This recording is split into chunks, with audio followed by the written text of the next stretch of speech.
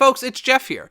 Just a quick reminder, if you're loving Disney Coast to Coast, there are a couple of easy ways that you can support the show. We'd love it if you could rate and review us on iTunes, or wherever you listen to the show.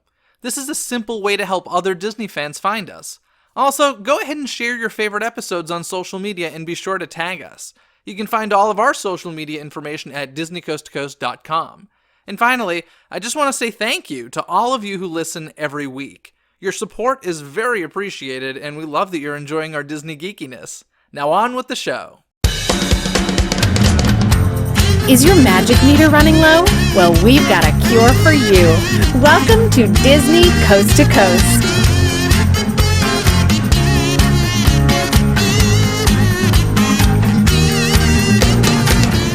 Hey folks, and welcome to Disney Coast to Coast, the ultimate unofficial Disney fan podcast. I'm Jeff DePaoli, and today on the show I have Marco here, who is a lover of Toy Story and has created a fan-made Pizza Planet truck. Hello and welcome to the show, Marco. Hello, thank you for having me. So we're going to get into all of that right now in today's Disney dialogue, so let's get to it. It's time to dive into today's Disney dialogue. So Marco, I reached out to you randomly because I saw your Pizza Planet truck at the D23 Expo, I think in 2015? I believe so, yes, 2015. I thought it was completely legitimate and was shocked to find out it was fan-made. Mm-hmm. So when I did find out, I was like, I'm going to reach out to you and see if we can do an event together. So we just came from Walt's Barn in Griffith Park, California. I'd say pretty successful day. It was wonderful. That was my first time up there. Oh, that's awesome. Mm-hmm. Did you actually get to go inside the barn as well? Yes, and some of the stuff on display was amazing. Yeah, great Walt history there. So I just want to start at the beginning. First of all, when did you first see Toy Story? Do you have that memory? I do. It came out in 95, so I was either 5 going on 6. And I just remember it just blew my mind, at that age where I was like, oh, okay, yeah, I guess toys could be, alive. Are you one of those people were you the age of Andy? I can't remember exactly what age you was. I think I'm like a year or two behind, but then I was able to catch up when Toy Story 3 came out. Okay. And so it was close. And so that's why it holds a place in my heart kind of deal. Okay, so you fall in love with this movie, but I am curious, was the Pizza Planet truck something that you immediately latched onto, or did that come later? It definitely came later. Okay. When I was little, I remember liking the movies. I had the toys. Remember the Burger King toys. No, I remember growing up with it. I liked it. When I was younger, I wanted to be an animator. Okay. And then realized I couldn't draw very well. Mm-hmm. And did film and kind of had a falling out with animation. And then what got me back into animation, at least as an interest, as a fan, was I listened to the Incredibles commentary with Brad Bird, and hearing him talk about animation. If you haven't, go do it now. It's a very unique perspective. I'm going to have to do that because actually I'm one of the people are very excited about Incredibles 2 coming out. And to be honest, I was never a huge Incredibles fan. I enjoy it. I like it. But I wasn't a huge fan, so I don't really remember it. So I'm going to go back and watch the original film before I go see the sequel. But now I'll listen to the audio commentary because it's worth it. Okay, cool. Well, Brad Bird's worth it. Yes. So oh, yeah. That's cool. And so that got you back into animation. And what specifically about his commentary? Was it just the passion behind it? Definitely the passion. He talked about how a lot of people view animation is so easy because you control every aspect. But because you control every aspect, there's so much that can go wrong. And, the uncanny valley and what humans know is reality. People do a crazy camera move in a movie, it pulls you out of it right away, even more so in animation. Mm-hmm. So that was... I was listening to an interesting podcast recently. It's called The Soundtrack Show. It's fairly new, but it's a really good podcast about movie soundtracks. And he was doing an episode all about Foley. Mm-hmm. And kind of explaining what that was, where it's the people making the sound effects for the film. And he's just brought up animation, and he's like, it's kind of something people, I think, obviously we all realize, but don't remember, that you literally have to create every single sound in an animated film. None of it exists. And you just made me think of that when you said, the control that they have over an animated film. So that's cool. But for me, I always say passion is the best reason for doing anything. And you obviously were inspired enough by Toy Story and passionate enough about it to go and say, I'm going to create the Pizza Planet truck. So How did that start for you? Like, what was it a conversation you were having with a friend, or? It was a kind of a long build up to it. My friends in middle school and high school, we used to make short films. And as you do in college, you kind of split apart, but we still wanted to continue making things. And we started doing prank videos, and we weren't very good at those. So we started doing these, like, I guess pop culture structures is a good way to put it. Like, I raised a 20-foot tall sign with an M at the end of it in front of an Arco station for a few moments. And that was just a funny thing. It didn't hurt anyone. It was just cute.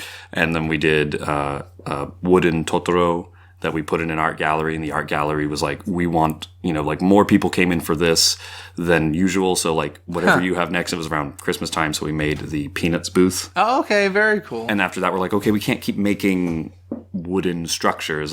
What's more ambitious? Let's do a vehicle. And we kind of tallied down the line and what was in our budget, what's something we could do quick, and it was right around when Toy Story 3 came out, so we thought maybe we could do the Pizza Planet truck. Has anyone done the Pizza Planet truck? And there were like some photoshopped images around online of people who had, quote, made the truck, but they just put a rocket on their yellow car. And after we saw the movie, it was very much, we grew up with this movie, let's do this. Yeah.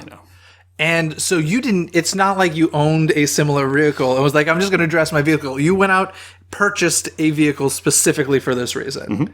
And it had how many miles on it? It had, I think, 230 or so thousand miles on it. It was dirt cheap. It was a kid in Huntington Beach who was like, yeah, I just need to get rid of my car because I'm going to college. And we're like, okay, well, this is for the price that we can. We didn't really purchase it with longevity in mind. Yeah. And here we are 7 years later going... That's unbelievable. Yeah. So you get the vehicle, and then what's step one for you? Initially, we were trying to do... This was back when like Kickstarter and Indiegogo were like just coming to fruition, and everyone was like, I'm going to fund my film, I'm going to fund my this and that. And so we're like, okay, well, we're going to show a proof of concept that we can build a rocket. We're serious about this. And then with the money we raised from there, we'll buy a truck. But then the truck came first, and the rocket actually came right before the end. So we were kind of already throwing money at it, going like, okay, well, what's the cheapest paint job we can do? And Mako's like, are you sure you want to do it this cheap? Yes. And we did that. And then we bought a Woody and a Buzz, and we, tossed them in the back and the front, respectively, worked on a toolbox, and that's crazy. How much time did you painstakingly study the vehicle in the movie?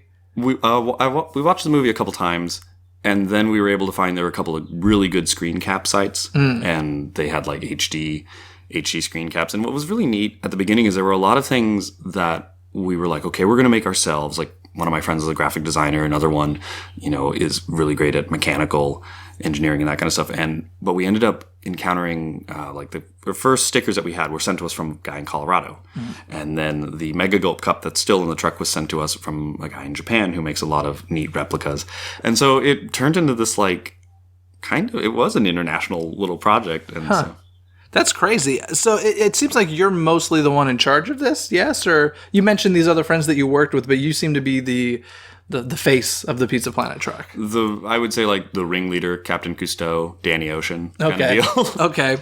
Cool. And God, you got it for over 200,000 miles, and it's been around for quite some time now at this point. That's crazy. Yeah, we've gone up to the Bay Area 2 times, High Desert a couple times, LA countless times, and kind of ping-ponging around Southern California. And now we were having a discussion at the barn actually about the topper that you made of the rocket on top of the vehicle. And that was probably the most difficult part of it, yeah. Other than getting the money. But so take us through that process a little bit. The first rocket we made that wasn't like an official rocket was for, we did a Christmas parade, and it was still while we were prototyping the first one. We made we bought a large novelty Christmas light. And then we put little wings on it for our Christmas parades. And it was this little cute little... That's really smart. And it lit up. It was green. It was kind of, we put it in, we were prototyping all these things. We're like, let's get a really thick PVC pipe, and then we put it on one of those magnetized dishes for nuts and bolts for toolboxes, and that's what held it on. It tipped over if you sneezed on it, but it worked and lit up. And the first rocket was built by my friend Jake, who did the graphic design. He did the labels and the stickers for the rocket earlier. His dad taught at Long Beach State. and one of his students actually was like kind of like I kind of dabble in vacuum forming, and we were able to get it from there, and it was built on 2 little tow lights. So, wow.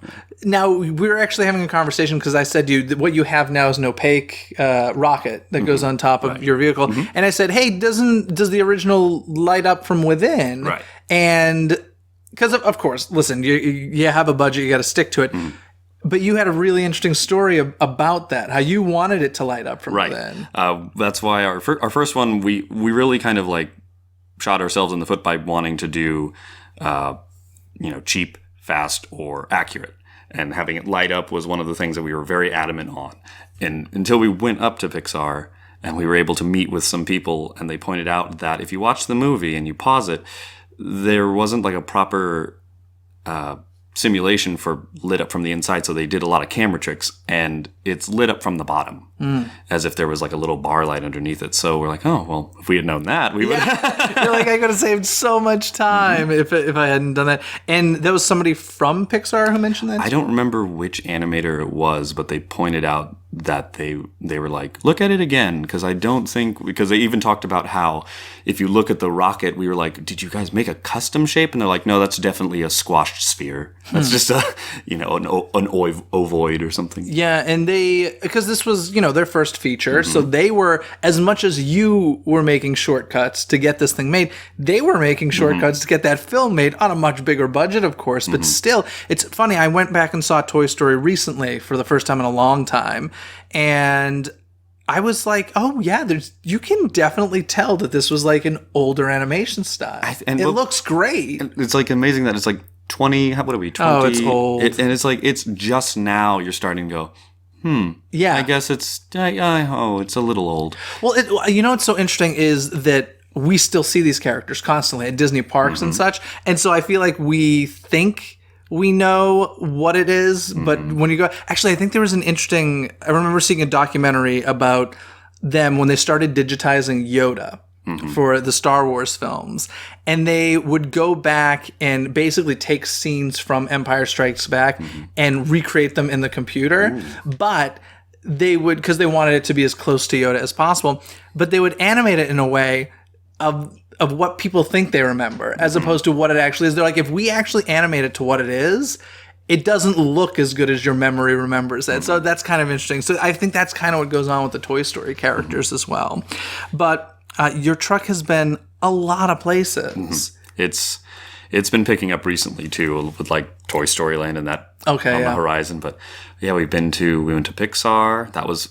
How did that come about? We were in the process of making the truck, and we weren't too knowledgeable in like where studios were at this point, and we thought, well, where is Pixar? And we realized, okay, it's up north. It's pretty far from where you are. I was like, hey, it's up like near Berkeley, and we thought, and let's just go up there. Let's make a road trip. Let's do these stops, and we did this road trip that I will easily do in a day now, and we took way too long because we're like, we're gonna stop in San Luis Obispo, and we're going to stop in Santa Cruz, and we're going to just like go eat pizza. And it was really just a bunch of friends just going on a road trip and taking a very long time to take a short distance. But it was fun. We were like, okay, we're going to roll up front. We're going to park out there. So, before security is called, we'll leave. And through a lot of miraculous coincidences, we were able to get in. We were able to park out front. We were able to get a tour. We got to meet a lot of people who were just very, very enthusiastic about that truck. That's crazy. Yeah, it was wonderful. I mean, could you ever have imagined tinkering around in your garage? Like, that's crazy. Not at all. I mean, like, it was... There's actually a clip from when we like had our first meeting where it was just 8 people in a room, and even after this meeting, people kind of fell off because they just weren't sure that it would happen. There is this clip right, like the last audio clip that we have is right before we're like like it's that shot when you're panning down and you're futzing with the camera. One of our friends goes, man, wouldn't it be cool if we could go to get inside? And we're like, oh, yeah, whatever. And like you hear all of us just dismiss that because we're like, we didn't think in a million years we'd do this. Yeah. And, there are people who are like, oh, the group just did it because they wanted jobs. And it's like, well, we've been at it 7 years. Yeah. And none of us have jobs, so either we're really bad at this or that was never our intention. Yeah. What was the intention? Because you were making short films. Were you making this specifically for a short? Was it like a prop or a picture car? Well, it was more along the lines of kind of improv everywhere, like a joyous prank that everyone can kind of appreciate and enjoy, even if they're not participating in it. So we were going to do just a pizza delivery with that. And we didn't know like the health codes that a Pizza Hut driver would have to do. And we're like, yeah, we'll just go to a Pizza Hut and we'll just deliver pizza for them. That's our plan. Yeah. Or just drive around and like ask someone if they needed pizza. It was very loosey-goosey, and it's interesting seeing how like from nothing came it bloomed into this very interesting project. Now, obviously, Pixar's like the cream of the crop as far as places the truck's been, but where else have you been that, kind of surprised you that you ended up there? We did the Halloween party at Hulu, which is awesome. Cool. They had a really fun, we got a call from someone there, and we were able to go because one of their teams, they all did a group costume of like 30 or so people dressed in just Toy Story ensemble, and they didn't tell them that they're just like, everybody come down to the parking structure, and beep beep, we come around in the corner, and they're all, it was great. They were very enthusiastic about it, and we've done a couple events at Disneyland. I have quite a few pictures that I can't post online, because of their locations. Backstage, backstage, and just. We throw dirt on the truck wherever we go, and we have Big Thunder Ranch dirt. Oh wow! On it, which is now a hot commodity. Oh yeah, Galaxy's should have bottled dirt. some of that. What events were they for Disneyland? They were like art shows and kind of stuff. Anything for Pixar Fest? Nothing yet. No, okay. Nothing yet. Ooh. Listeners, if you have any connections, call me. Or is that a tease? No, nothing. No, nothing yet. I can neither confirm nor deny. Exactly. So, that's really incredible that you just created this truck and all of a sudden you're at Pixar Animation Studios. And my goodness, that must be such a thrill for the animators too. Because I know, trust me, I get it. I do this little podcast that sends me places that I'm just like, how on earth did I get here? But how exciting for these people who have worked on these films and whatever to be like, wow, somebody cares enough to invest this much time into it. That they never imagine that their film will have that impression, So it's super cool. It was really exciting to encounter them because they were just as enthusiastic as we were about them, and it was just really neat. Like they're where they are because they're passionate about something. Sure. And they're creative people, and they understand the work that went in. Because none of one of the feedback we always get from people is like, oh, you just painted a truck yellow and put a rocket on top. And it's like they up there knew, they're like, you put a lot of work into this. Yeah. You watched this a lot. And yes, thank you. And what are some of the tiny details on your truck that, the average person might not realize, oh, no, that was like very specifically done because it's that way in the movie? The license plate is, I would say, probably the most specific, because every event we go to, there's at least one person who says, I think the license plate is wrong. It's supposed to be A113. And we kindly correct them. And then there's always one person who's very much, you got the license plate wrong. It's supposed to be A16. And you're like, I can't even fathom how wrong you are in your correction. But so did you actually get a legal vanity plate? Yeah, wow. That is it is registered under RES 1536. Wow, That's crazy. And the Pizza Planet truck has really become an Easter egg for Pixar films. Oh, yeah. I don't know, is it in every one or is it just most? I stand by what the studio say in that it is in everyone except for The Incredibles. I think Lee Unkrich has said that it is not. Why not? Why would you leave it out of one? I think I chalk it up to just Brad Bird being an outside director, and maybe he wasn't. It's either one of two paths. It was either he wasn't comfortable in partaking in those traditions, or he just didn't want to. Yeah. Because I'm always like, I was thinking about it and did a quick Google search, and I was like, well, surely it can't be in Brave. I mean, that would make no sense. And then I'm like, oh no, it's a little wooden toy on the woman's. So I'm going to assume you doing what you do, you must go to Pixar movies and kind of keep your eye out for the truck. I do. The one thing that's like an old bit of trivia, you can look this up there. 6 years ago at D23, we sat on I think it was the 15 years, maybe it was 20 years of Pixar panel, and they had the Brain Trust. They had a bunch of people, Lee Unkrich and Mark Andrews and Pete Docter and all of them. Lasseter was there, and they did a Q&A, and I went up and did a question, but it was great because they're like, we have a Q&A, and I just stood up and bolted. Yeah. And my friends were like, did he have a question? Did he just run up there? And honestly, I went up there. I had 3 people in front of me. I had no idea what I was going to ask. Yeah. And then I got up there and I'm like, hey guys, like I'm a big fan. I did like the quintessential Q&A faux pas of being like, I'm a big fan, and I've heard that there's a joke online that people only watch the movies to see like where the truck is. And then I kind of like snapped out of it, realizing I sounded like a crazy person. And I go, Alfred Hitchcock, with his cameos, he started putting them towards the beginning of the films because people were always looking for him and missing the movie. So that's why I think he literally did it in the opening credits of one of the, I think Vertigo probably,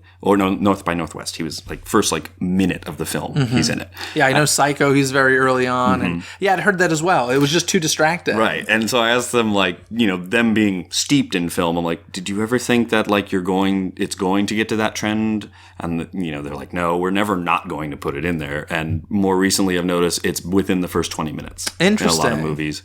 Huh. That would be a fun chart to do. Figure out at what point does the truck appear in the movie. Yeah, I'd never actually thought of equating it to the Hitchcock thing, but that's perfect and on point. I love that. Now, do you rent out the truck, or? We do. We've done a couple of birthday parties. A lot of it is I think most of our events have been small, like mom and pop food spots. We always stop by Hula Girl Shave Ice in Huntington Beach. They're always wonderful. They're big Disney fans, but they make the best Dole Whip outside of Disneyland. That's right. They do the pineapple Dole Whip. No, they have one where it's like 5 flavors. It's amazing. If you're ever in the area, go. That's cool. And so what at this point is the ultimate goal for the truck, other than keeping it running? Like keeping it running, keeping it safe to run. Right now we have, when I drive, I've noticed that the 1950s sitcom steering, where it has a good couple inches of play, like a quarter turn of play, is not the best when going at 70 miles an hour. Ultimate goal, it's funny because a lot of people say, well, you went to Pixar within the first year of building it. There can't be anything else you want to do. Yeah. Cross-country trip is always something that we've talked about, even from the first meeting. Like, that'd be cool. Yeah. Because it's like cross-country trips by themselves are neat. But a cross-country trip in the Pizza Planet truck, that would be fun. Now, at this point, when you drive, you basically take apart the truck. For the most part. Our first rocket stayed on while it drove. We just received a rocket that can stay on while it drives. I haven't tested it at freeway speeds, but it's been a good 4 years since we've driven with anything on top. So any like thumping and like warping of the top, I can hear it, and it sounds like someone's on top of the car. So I'm just like, paranoid about that. So I do need to do a couple test runs down PCH or, a nice quiet street. When you were driving with it like put together, did you get honks constantly? Or? I don't drive with the rocket on it now, and I still get people. Really? It's you get this sixth sense when you're driving, where the truck doesn't go that fast, and the speedometer reads 5 miles an hour fast. So if I'm driving 75 according to the speedometer, I'm driving 70, and I'll be sitting there, and I'll be in I usually drive in like the second or third lanes, rarely the fast lane, and so I'll see these cars. I'm so used to cars zipping by me in the fast lane, and then I'm like, there should have been a car that passed me. And I look, and there's a car just sitting in my blind spot, and I'm like, this person is going to roll up and I look over, and it's somebody taking a picture, thumbs up, and speeds off in the distance. That's fantastic. Yeah, people spot it. It's a bright yellow pickup truck, and I feel like people look at it and go, oh, that looks like the Pizza Planet truck. Oh, that is the Pizza Planet truck. If you could have another picture car, what would it be? For me, I have 2 very specific cars. Well, I want to hear yours. Mine is the Jurassic Park Jeep, very much. And I know a lot of people have it, but I would love to get that. And also, even the Jurassic Park, the other vehicle that they take the tour on. The Explorer, yeah. Yeah, and the DeLorean, of course. Yeah. Come on, those are the 2. And they're so cliche, but my goodness, they're incredible. But they're cliche because they're so awesome. Yeah. So if you were gonna make another one that you were passionate about, let's pretend money's not an issue. What do you go for? A couple of years ago, we thought of doing the Pacer from a Goofy movie, and I actually went as far as my friend and I. We drove down to San Diego, test drove a Pacer, and they're beautiful. Is that Goofy's car? It's because, to be honest, that's not memorable. It isn't at all. It isn't. It's like the only way that it would be memorable is if we made a fake pile of like stuff on top of it. Okay. And yeah, that was kind of like on the outer fringes of way too obscure. Yeah. But it's also a yellow car. Movie car money's no object. I feel like I would probably just want like the Mach 5 from Speed Racer. Oh, wow. Yeah. All right. Cool. Are you a car guy? Sort of. My dad was kind of a car guy. I realized that when I bought the truck, I was holding up a tradition that my family wasn't aware of. My dad owned a yellow 72 Corvette. Wow. And my mom owned a yellow 914 Porsche. This is so bizarre. Yeah, it's one of those like, yeah, we all have had yellow cars. How funny. And it's like, it's a unique color. You don't see too many yellow cars. That's funny. Now, you want to get to Toy Story Land in this car at some point, right? You want to make that cross-country trip. Mm-hmm. Your big problem is no air conditioning. No air conditioning, and while the truck has 242,000, I think 400 miles now, and a lot of people are going, oh, Toyotas, they'll run forever. They'll run for 300,000 when they're taken care of. Yeah. When we bought this, it's not that we didn't take care of it. It's just the person before us wasn't really taking too much care, and we were like, okay, well, what do we have money for? Do we have money for this? Okay, can we get by on this? How many oil changes? We were doing regular oil changes, but then like all of a sudden we were having seals go bad and radiators go bad, and then we kind of rebuilt the engine. We almost overheated the engine during a parade, and luckily it was cold enough that it didn't, and then the next day it was dangerously overheating. So we're looking into some extreme measures to do that. Okay. Now, everybody listening, everybody who's visited the Pizza Planet truck, everybody wants you to be able to drive this thing safely. Mm-hmm. So what are you doing to raise funds in order to get this thing safe? We have some stickers that are available usually at our events. We used to have an Etsy shop, but we closed it down just because shipping's crazy. Yeah. Shipping is like, 3 stickers. Oh, it's another $2 to ship it. Quickly. So I believe today I'll probably put up the GoFundMe, just help the Pizza Planet truck get to Florida. Yeah. Parentheses, and back. Yeah, right. That's. Although if you got stuck at Walt Disney World, it wouldn't be the worst thing. That wouldn't be bad, But yeah, so you're going to start doing a GoFundMe then. Yeah, I think we will. Yeah. Okay, you'll email me the link, and I'll put it in the episode notes for the show. And yeah, I just think it's incredible that you were passionate enough about it to do it. Like, as I said, I think that's the best reason to do anything. And I'm so happy we did this event at Walt's Barn. It worked out very, very well, I think, for both of us. And at the Pizza Planet truck, hey, if you want it for your kid's birthday party, you stay basically in SoCal. SoCal, yeah. Farthest we've gone is like near Universal Studios. For now, we've gone. Yeah, and of course to Pixar. Mm-hmm. If Pixar calls, you'll make the Whose birthday is it? Oh, Exactly. Perfect. Slam the door, peel out of the driveway. Excellent. Well, thank you for sharing your story about the Pizza Planet truck and for taking part in today's event at Walt's Barn. Mm-hmm. And while I was at the barn, I spoke with a bunch of listeners about their experience at Walt's Barn. I recorded these on location, so you guys will be hearing some background noise, which you're not usually used to on this show. Also, I want to note that all of the opinions you hear are those of the individuals and do not reflect the opinions of the Carolwood Foundation. So here we go. Here are some of those conversations right now. Okay, so what is your name? Pam Speakman. And this is your first? No, it's actually probably about the third time I've been to the barn, but it's busier now than I've ever seen it. So what keeps it's bringing wonderful. you back here? Just Disney in general. Everything about Disney. I mean, we're annual pass holders, and this was something that I wanted him to see, my husband, because he didn't. I grew up here, so I mean, this is all Disney history is my life pretty much. But it's just all the nostalgia, and he's very into Walt Disney and his history, so that's why I bring him.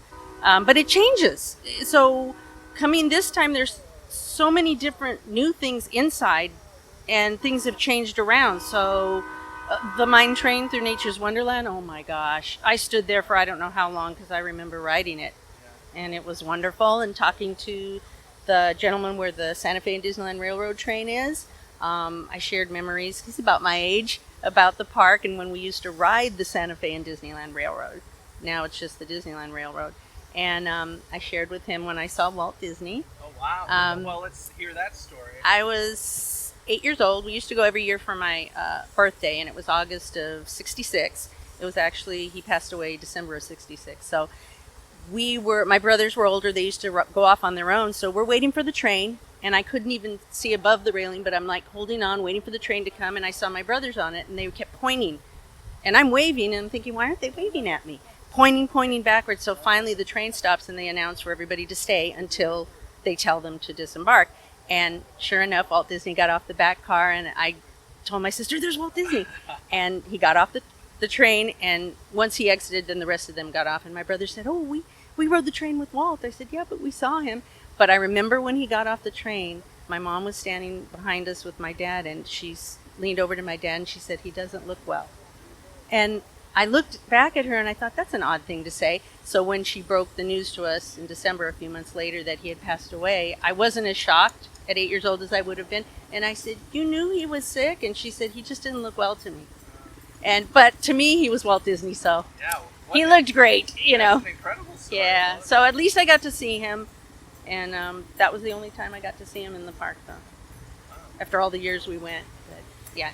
But this is great. I mean, this is as close as you can get to Disney and Disneyland and history, without having to go all the way to Anaheim. And what's your name? My name is Nash, Nash, and where are you from? from Long Beach, California. Excellent. You've been here several times, yes? Yes, I've been here several times. It's a great place for everyone to come in, from little kids to big kids, Yeah. all ages in between. What are some of the cool events you've seen here at the barn? They had Christmas here. I've seen they did a little Christmas thing over here at the barn. They've also got the Natures of Wonderland here, a little train display that's really fantastic for everyone to test and to play with, to see what it used to be like in Disneyland way back in the day when it first opened. They've also had a lot of other events, like used to have a goth day, I think it was here, and a tea service day for that event too. So that was a lot of fun. And your name is? My name is Robert. With? Finding Walt Disney. Excellent. And you've been to the barn I've been several here, I would say, at least 10, 15 times. times. And what's one of your favorite things about the barn? The barn itself, actually, it's hard to believe this was actually in Walt's backyard, and this was the start of Imagineering, if you think about it. So it's a lot of history, to be honest with you.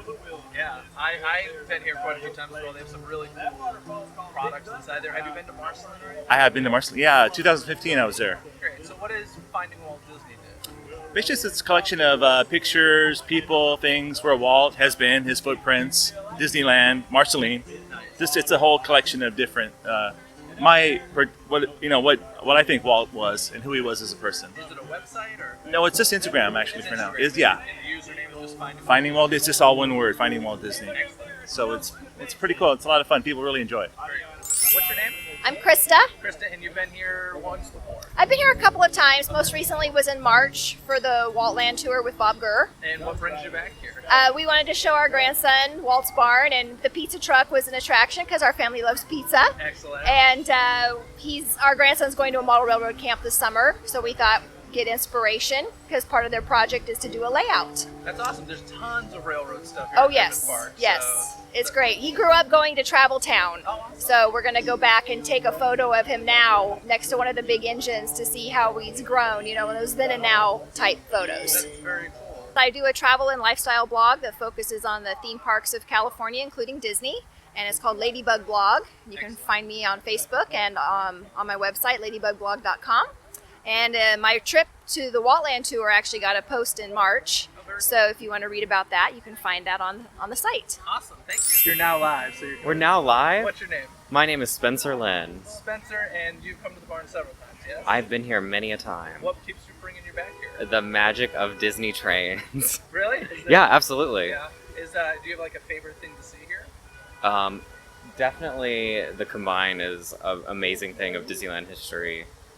It's just it's cool to know that it's like a piece of Disneyland, but it's also a piece of like Disney train history, which is so minute, but that's what makes this place great, and that we're celebrating. Walt was involved, right? Oh yeah, and of course Walt has a hand in all of this, right? Yeah. Like we wouldn't be here at all if Walt wasn't insanely passionate about trains. So if somebody's vacationing in Southern California, give your pitch to come visit Walt's Barn. Oh, a pitch to come visit Walt's Barn. Yeah. Walt's Barn is the most magical piece of Southern California, except for Disneyland.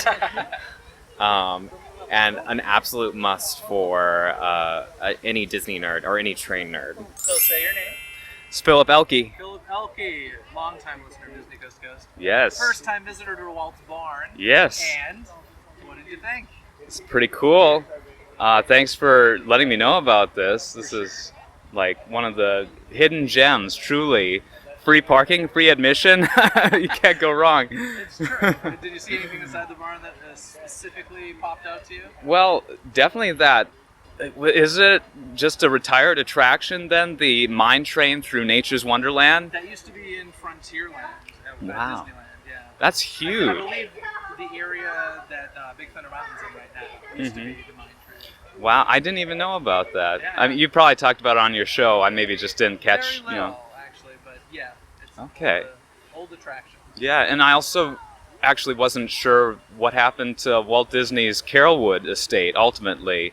The barn here is, of course, relocated from his estate in Holmby Hills, California, but the actual house, it's apparently not there anymore? Yeah, they knocked it down. What? They knocked it down to make a bigger house. Oh, no. Yeah. That's unfortunate.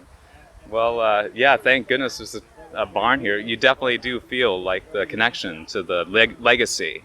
So this is great. I love it. I'll definitely recommend for anyone visiting LA, provided they are here on the 1 day a month. And apparently they're changing it to 2 days a month. In the summer, I believe they were on 2 days a month. Okay. But, every month it's the third Sunday. So. Well, sweet. Thanks for doing this, Jeff. Can't wait to be back. Thank you. Hi. What is your name? Julian, And you're visiting from? England. Excellent. And this is not your first time here. No, this is luckily my third visit, but the first time when it's been open to the public. My wife and I have been lucky enough that on a couple of previous visits, through contacts we made, we had a kind of sort of personal tour whilst an LA Steamers event was on. So it's a welcome return, but it's lovely to see so many people here enjoying and sharing what this barn's all about. Yeah, and what keeps bringing you back? What is it that you want to see over and over again? It's Walt's. Yeah. It's the same with Disneyland. Part of the reason for a holiday over here in the Southern California is Disneyland, and it's got that bit that none of the other Disney parks have, because Walt built it with his, not quite with his own bare hands, but not far off it. Whereas Disney World and Paris and things like that, they don't quite have that same soul. And that barn is part of not only Walt's business life as the man who ran the studios, built the theme park, the dream and vision there, but that was where he played at the weekends, in the evenings, where his friends came. Ideas were doubtless born in there that we all now enjoy around the world in the parks and in the movies. But there's just something about it that you're accessing a piece of very personal history, but also again touching that soul that's Walt Disney's and his kind of influence on things.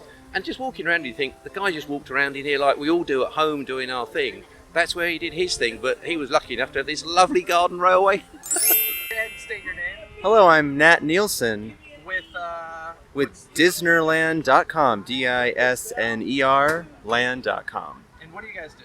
We do parody posts of like the attraction posters and print ads and like old vintage photos. We just take all the words and make them weird and absurd and good-natured and funny. Very cool. And this is your first time at Walt's Barn? This is my very first time at Walt's Barn, and I am in love.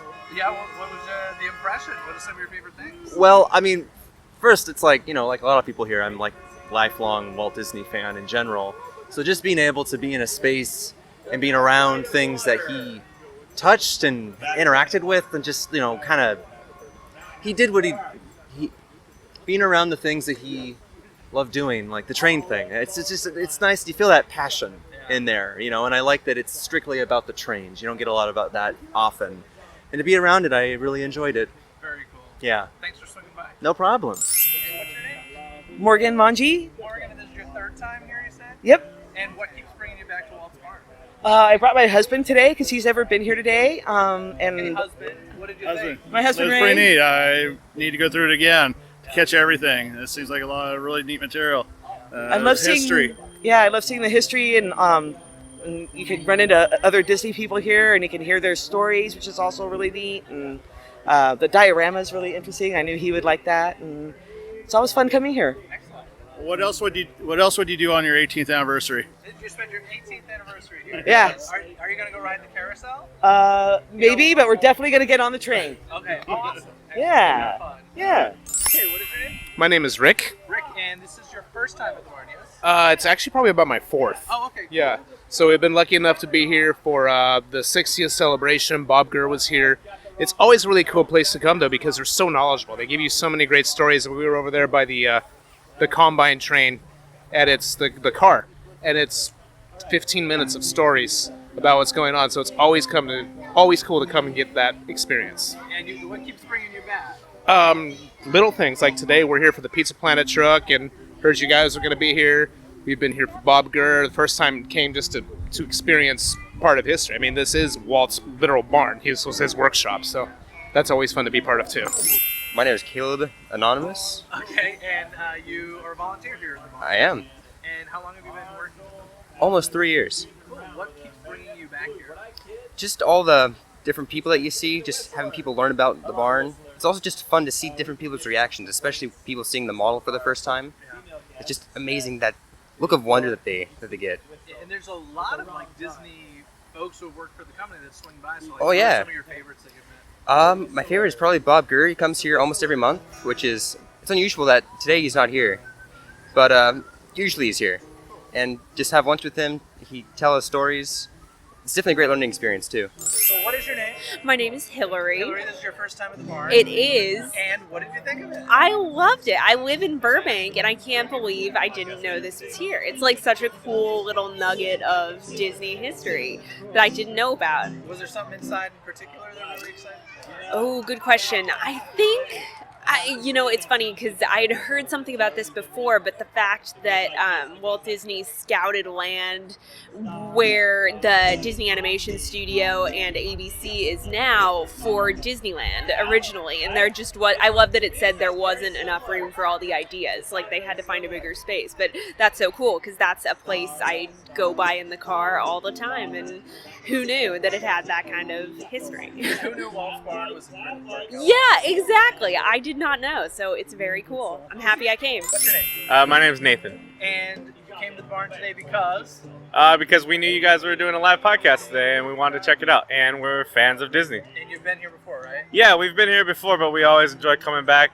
And the staff's really good about sort of giving you new tidbits each time, so each time can be different. Is there something you learned today that you didn't know before? Yeah, actually, the model of the train engine out front has been converted from coal running to propane, and then we learned that Walt originally used not only coal, but he had it shaved down to scale as well.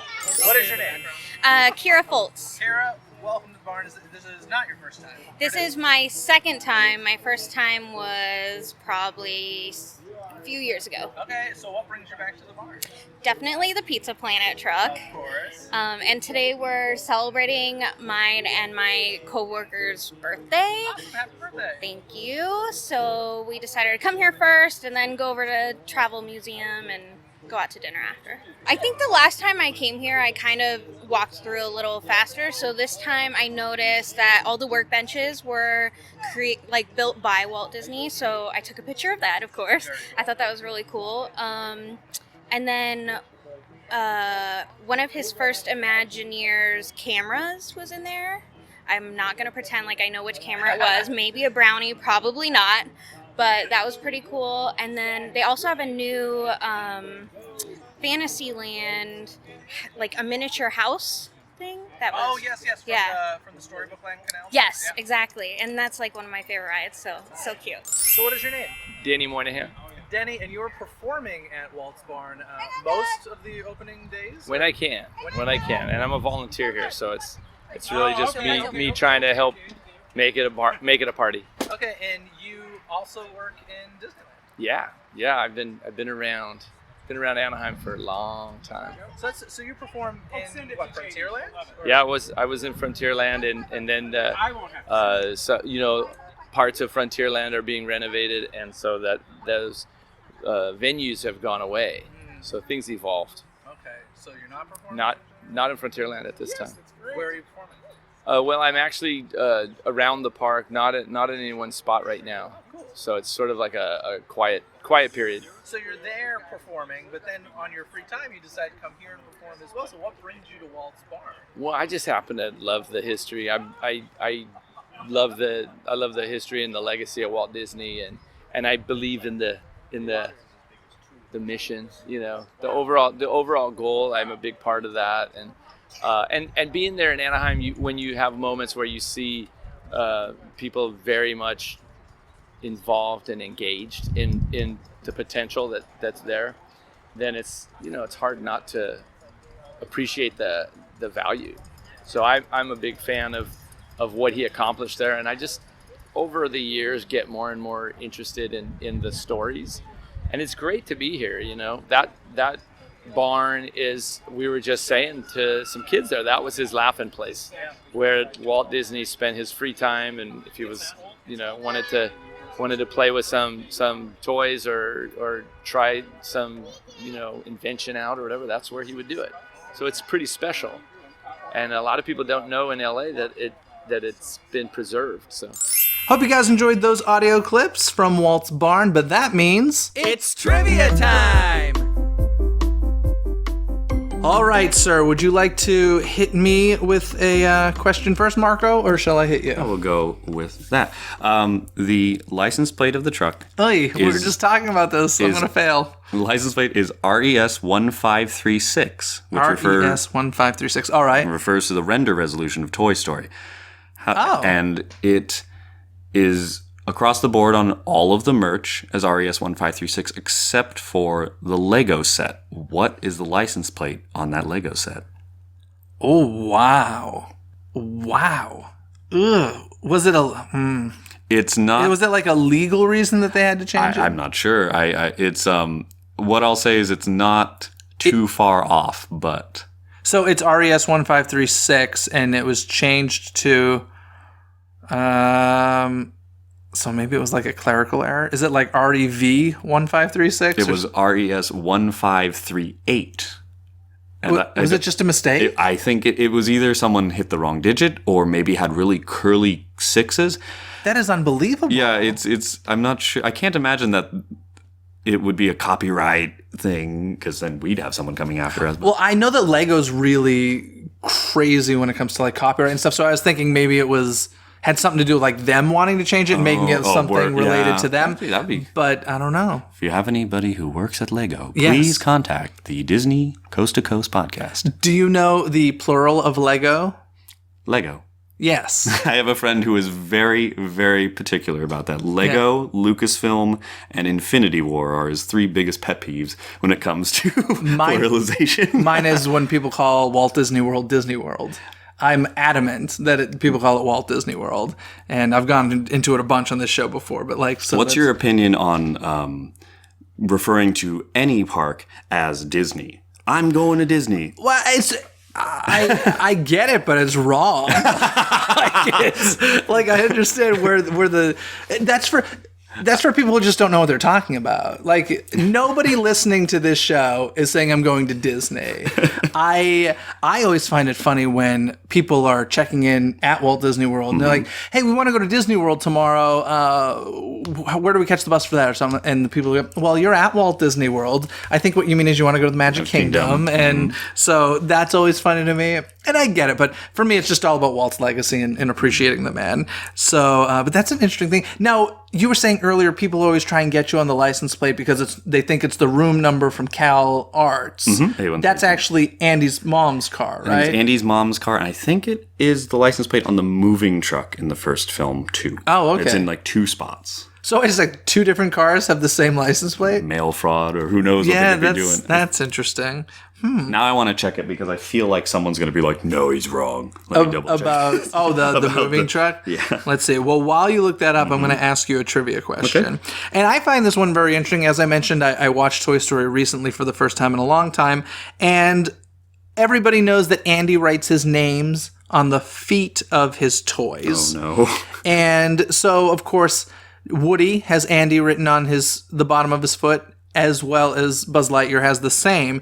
But what's the difference between the two? I want to say that the N is backwards on Woody. Yeah. Which I love that detail. It's such a great, and I'd never noticed it before. And I was like, oh, that totally makes sense because Andy was much younger when he got Woody and then older when he got Buzz. So now he knows how to spell his name correctly. And I think that that's fantastic and such a fun little detail that, I don't know. Do you happen to know, do the costumes in the parks have his name written on the bottoms? I don't think they do. Oh, somebody, come on. That's a missed opportunity, especially in parades and stuff when they're up on floats. Parades, I feel like it would work. I feel like for the characters, for when they walk around in the park, it just get rubbed off. I feel like it would quick. get rubbed off very quickly. Yeah. So you have officially Googled and found the answer, A113, which is, actually, some people may not know this. A113 is a very famous room number at Cal Arts, which is a school that Walt was involved with, and a lot of Pixar animators have come from there. So they put A113 in a lot of their films. I don't know about every film. I believe it's in every film, and it's also, a lot of people associate it with just Disney or Pixar, and it's like, I think it pops up in like Family Guy. It's just an animation one too. It'll pop well, because I'm sure there are Cal Arts people everywhere, all over animation world. But so you've looked it up for Toy Story, and it is on just Andy's mom's minivan. Okay. From the Pixarpedia wiki that I found. Now I'll ask you a fun little additional trivia question. I guess this has been a trivia question before. Somebody asked me and I didn't know the answer. What's the name of the moving truck company? Eggman Movers. No. Virtual Realty? Coast to Coast? Coast to Coast? Yeah. Is it really? Yeah, it's oh goodness, something Coast to Coast. And they asked me because obviously the show is called Disney Coast to Coast. But it was oh goodness. Oh, Google it. Oh, no. Now I'm going to go crazy. Something Coast to Coast, and it's like a pun. Oh, moving the most, Coast to Coast, Eggman Movers. Oh, okay, so it's their slogan. But still, that's awesome. Eggman Movers, moving the most coast to coast. See, now I feel like you just need to take a trip to Florida so you can just do an episode called Moving the Host Coast to Coast. Oh, there we go. I mean, it happens. You're going to, when you cover Toy Story Land, right? That's right. You got to check out Toy Story Land. Anyway, Marco, thank you so much for coming on the show. I'm really impressed with what you've done, and thanks for being part of the event today and everything. It was fun. Thank you for having me. And before we get going, I want to remind all of you to head over to DisneyCoastToCoast.com for all of our social media. You can find all the links you need there. Also, if you want to become a supporter of Disney Coast to Coast and help us bring you more episodes, head over to DisneyCoastToCoast.com, click on the Patreon tab there, and check out all of the cool rewards you can get from that. And also, if you want to know more about the Pizza Planet truck, you can simply head to PizzaPlanetTruck.com. But for now, have a magical day, everybody. Bye! Thanks for watching Disney Coast to Coast. Have a magical day. Disney Coast to Coast is produced and hosted by Jeff DePaoli. Learn more about the podcast and become a supporter at DisneyCoastToCoast.com.